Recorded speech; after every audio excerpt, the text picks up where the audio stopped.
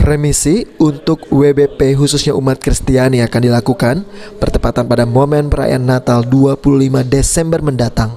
Setidaknya ada sebanyak 51 WBP di Sumsel menerima remisi pada tahun ini. Para WBP yang menerima remisi tersebut masing-masing terjerat dalam perkara pencurian dan narkoba, di mana mereka rata-rata menerima masa kurungan atas hukuman yang diterima.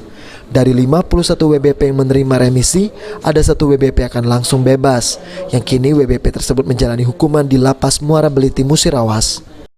Antara 15 hari sampai dengan 1 bulan 15 hari paling banyak. Dan juga dari 51 orang itu 1 diantaranya adalah bebas. Oh, 1 Pak, itu hanya 1 orang. Itu di mana Pak?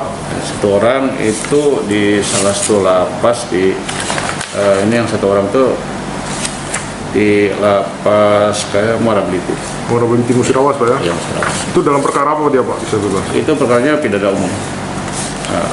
Pak, yang menerima remisi ini perkara apa semua Pak?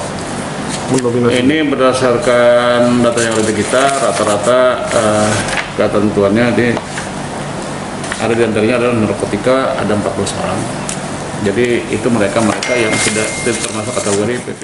Para WBP yang menerima remisi ini sendiri telah menjalani seleksi dari pihak Kemenkumham.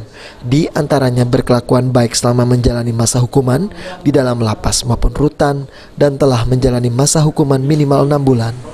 Firman Hidayat, PAL TV.